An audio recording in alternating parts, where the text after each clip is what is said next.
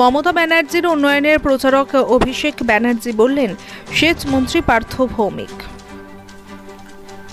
শনিবার সন্ধ্যায় ব্যারাকপুরের সাংসদ অর্জুন সিংকে সঙ্গে নিয়ে নৈহাটি উৎসবে হাজির হলেন তৃণমূলের রাজ্য সভাপতি তথা সাংসদ সুব্রত বক্সী। এছাড়া এদিন উৎসবের মঞ্চে হাজির ছিলেন দলের রাজ্য সভাপতি তথা সাংসদ সুব্রত বক্সী, রাজ্যের সেচ মন্ত্রী তথা নৈহাটির বিধায়ক পার্থ ভৌমিক, নৈহাটির পুরপ্রধান অশোক চট্টোপাধ্যায়, তৃণমূল ছাত্র পরিষদের রাজ্য সভাপতি তৃণাঙ্কুর ভট্টাচার্য প্রমুখ।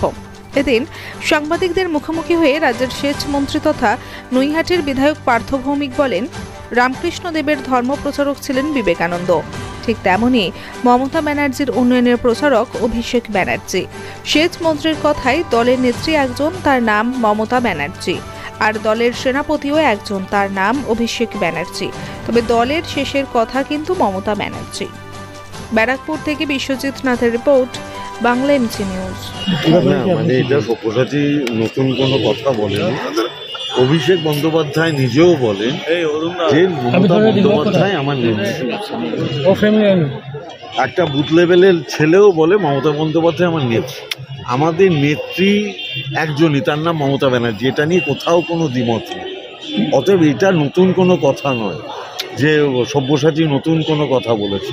অভিষেক বন্দ্যোপাধ্যায়ও বলেন যে মমতা বন্দ্যোপাধ্যায় আমার নেত্রী, তার ছবিটির সামনে লাগিয়েই তার প্রতীক নিয়েই আমরা ভোট করি। কিন্তু একটা জিনিস মাথায় রাখতে হবে যে রামকৃষ্ণদেবের ধর্ম প্রচারক ছিলেন বিবেকানন্দ। আমরা বাড়িতে যেরকম রামকৃষ্ণদেবের ছবি রাখি, পাশে বিবেকানন্দেরও ছবি রাখি।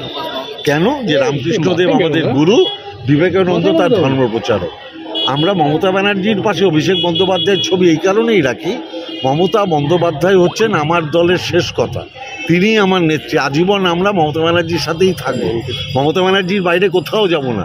কিন্তু মমতা ব্যানার্জির উন্নয়নের কথা যিনি প্রচার করেন, যাকে মানুষ বিশ্বাস করেন, তার নাম অভিষেক বন্দ্যোপাধ্যায়। কিন্তু তাই রামকৃষ্ণদেবের পাশে যেরকম অভিষেক বন্দ্যোপাধ্যায়ের ছবি থাকে, দিদির পাশে ঠিক তেমনি অভিষেক বন্দ্যোপাধ্যায়। কিন্তু উনি যেটা বলেছেন, যেটা সব্যসাচী দত্ত কালকে এবিপি আনন্দকে জানিয়েছেন, যে এই যে মমতা বন্দ্যোপাধ্যায় ছাড়া কারোরই কোনো গুরুত্ব নেই ওনার কথার ভাবার্থতাই।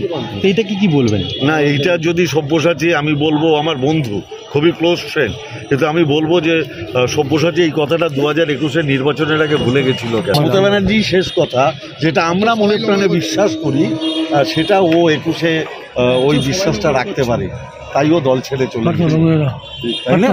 কিন্তু আমরা যেটা বলি, মমতা বন্দ্যোপাধ্যায় আমাদের কাছে সর্বোচ্চ। আমরা মরে যাব কিন্তু মমতা ব্যানার্জিকে ছাড়বো না।